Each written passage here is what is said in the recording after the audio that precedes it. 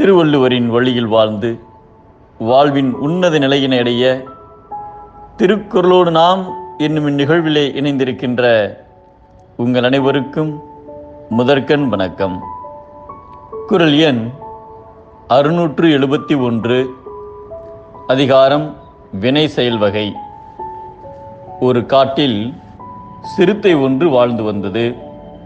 ஒரு நாள் இரை ஏதும் கிடைக்காமல் பசியுடன் இரையை தேடி அங்குமிங்கும் அலைந்து கொண்டிருந்தது.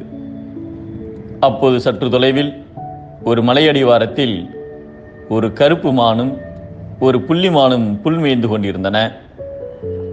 அவற்றை கண்டதும் இன்று இரை கிடைத்துவிட்டது என்று மிகுந்த மகிழ்ச்சி கொண்டது சிறுத்தை. உடனே சிறுத்தை மிகவும் எச்சரிக்கையுடன் அந்த மான்களுக்கு தெரியாமல் மலையடிவாரத்தின் அருகே வந்தது. ஆனால் அங்கே வந்ததும் உடனே பாய்ந்து செயலில் இறங்காமல் எந்த மானை தாக்கலாம் என்று சற்று நேரம் மனதிற்குள் ஆலோசனை செய்து கொண்டிருந்தது.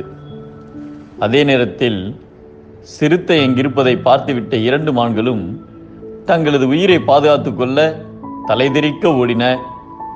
ஒரே பாதையில் ஒன்றாக ஓடிக்கொண்டிருந்த மான்கள் அப்பாதை ஓரிடத்தில் 2ஆக பிரிந்ததால் 2 மான்களும் பிரிந்து வெவ்வேறு திசைகளில் ஓடின.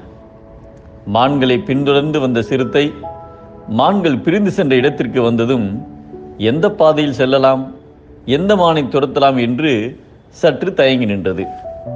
பிறகு கருப்பு மானை துரத்தலாம், அதன் இறைச்சிதான் சுவையாக இருக்கும் என்று முடிவு செய்து கருப்பு மான் ஓடிச் சென்ற பாதையில் அதனை துரத்த ஓடியது. ஆனால் அதற்குள் அந்த கருப்பு மான் தொலைதூரம் ஓடிப்போய்விட்டது. உடனே சிறுத்தை, கருப்பு மான் மிகவும் வேகமாக ஓடக்கூடியது, அதனால் அதை பிடிக்க முடியாது, பசி வேறு அதிகமாகிவிட்டது. புள்ளிமான் சற்று மெதுவாக ஓடக்கூடியது, அதனால் புள்ளிமானை பிடிக்கலாம் என்று தீர்மானித்து அங்கிருந்து திரும்பி வந்து புள்ளிமான் சென்ற பாதையில் ஓடியது. நீண்ட தூரம் ஓடி பார்த்தது. புள்ளிமானும் கண்ணுக்கு தெரியாமல் ஓடி மறைந்திருந்தது.